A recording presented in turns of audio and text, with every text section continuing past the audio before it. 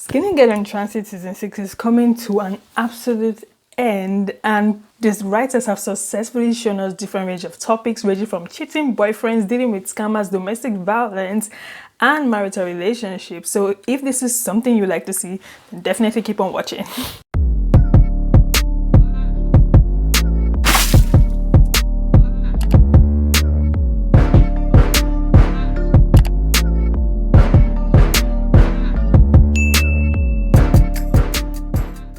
Hi guys, welcome to my channel. It's your girl Rachael Wanogho, also known as Rayche Riches, and if you're a returning subscriber, good to have you back. And if this is your first time on my channel, well, great to have you. Be sure to join the Rayche family by clicking the subscribe button and then also clicking the notification bell so that anytime I post videos, you'll be the first to know. The recent episode 11, The Greater Good, had us in shock as we the viewers were not really expecting all the things that we finally saw. But the truth is, were we really not expecting them? I think we were in a kind of way. Firstly, we see Kwame in all his stupidity apologizing for slapping Shalewa and also telling Shalewa to reiterate the slap by hitting him back. Babe, I am so sorry. Kwame, I'm the one who's sorry. I'm sorry for breaking a simple white plan. No. Look, I don't know what got over me. I lost control. I made a mistake. I'm a fool. You know what? Hit me back. Hit me back so we get even. Look, babe. Hit me back. The question now is violence the way to solve violence? Let me know in the comment section what you think. And furthermore, we also see Kwame going to visit Shalewa, apologizing for his act and stating explicitly that beautiful girls like Shalewa do not deserve to be slapped. I can't stop thinking about what I did. A man is not supposed to hit a woman. Definitely not a woman as beautiful as you are. But you did. My question now is, so do ugly people or people that Kwame refers to as ugly deserve to be slapped? I believe that personally, no one, irrespective of how they look, deserves to be punished or deserves to be battered. Let me know what you think. Another striking thing that Kwame said in that episode to Shalewa was that he and Shalewa are growing together, and in quote he said growing pains. So my question now to you, the viewer, is what do you think about growing pains? So does it mean you have to be physically engaged in a growing painful situation in order for you to actually attain that level of perfection you deserve to see in the relationship that you want? Because I feel like in terms of relationships, you already have emotional pain to deal with, then not to talk of physical pain.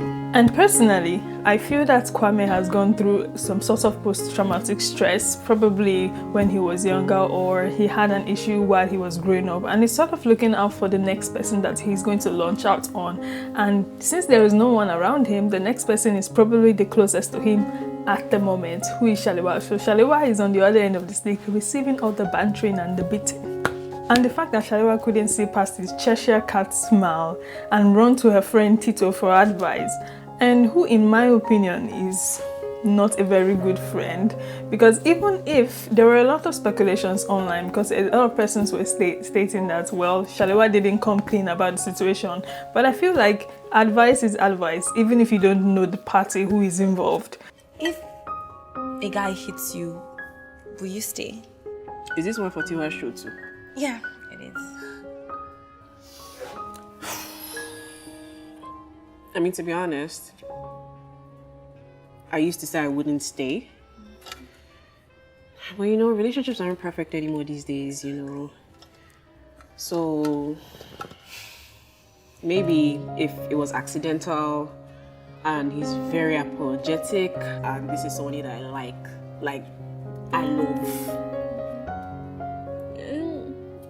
Hey, I mean, right?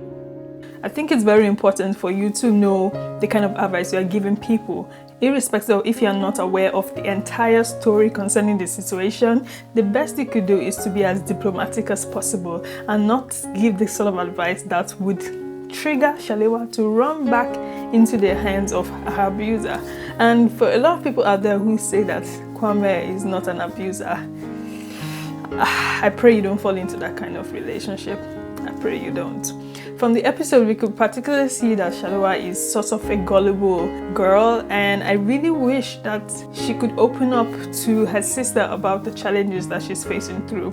And this sort of like exposed the kind of experiences a number of young girls go through in the world today, because most young girls who are in abusive relationships are in fear of being alone, and they have difficulty in glorifying themselves in their singleness and being single and personally developing themselves. So my advice for you out there right now watching this is make sure that you are grown in your singleness and you know how to be single without relying on anyone. Next, we see Siwon Coco, who had actually been relegated to the background but has finally grown, and I'm so happy to finally see that the character has actually developed over the different episodes, because she was actually portrayed as unwise and not smart, but now we can actually see that she's actually a smart person. So good ups to the writers for doing such a wonderful job, and I do wonder how our growth will be expatiated in the final season next week. Next, we have the relationship between DeeDee and Aditi, and the ship has finally sailed, because a lot of persons took to Twitter putting hashtag DeeDee. Oh yes, there are a lot of people who are already buying Ankara and Ashwebi just to visit the wedding. So we're definitely here for the DeeDee and Aditi ship, and I'm really particularly excited about how their relationship have progressed from the different episodes. And yes, Aditi's kids are really cute, so it's a happy ending.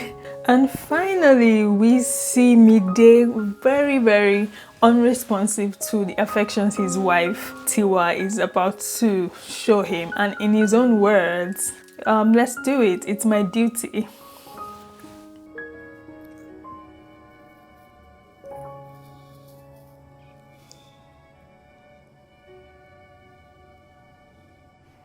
Fine, let's go inside. No, it's fine. Get back to work. I thought you said you wanted to... Yes, but your mind is not here, Olumide. It's fine. It's my duty, alright? It's my duty. We agreed that we're going to work with your ovulation timetable, so... It's your duty to make love to your wife. That's not what I mean. I understand what you mean. Well, when I took to Twitter to check what the people had to say in the streets, one thing kept ringing. You don't have sex with somebody just because it's your duty. You do it because you love them, especially when it comes to marital relationships. So this is not just in a position of, oh, it is my responsibility to satisfy you sexually. It's beyond responsibility. You're doing it because you love the person and because you want to be intimate with the person. And like I always say, I am not a relationship expert, but then I feel like that is the way that people can progress in the relationship. And I do appreciate the fact that she didn't go ahead to sort of like succumb to him. And over the course of the end of the episode, we did see that she rejected renewing her appointment, which means she's practically going back to assist her husband. I'm particularly sad that it took us quite a long time for her to realize the support that she needs to meet up to him, but still I'm particularly interested into seeing how this is all gonna turn out. And just one final thought, I wonder why is it that the season is ending next week? Like, we just have 12 episodes, 12 very short episodes, which I'm not particularly impressed about, but I do wonder how on earth they plan to resolve all the particular issues in under 20 minutes. Let me know in the comment section what you do think about the progression of the different characters over the course of the episodes. Thank you so much for watching today's analysis and today's review. I do really appreciate you for sticking with me today, and please don't forget to subscribe, don't forget to click the notification bell so that you can keep up to date with me on my favorite TV shows and movies, and I will see you in my next video. Thanks for watching. Bye. Skinny the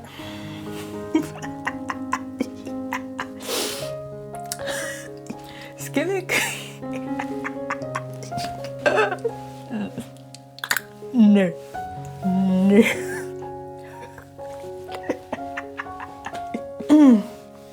Skinny Girl in Transit Season 6 is coming to an absolute end, and the writers have had us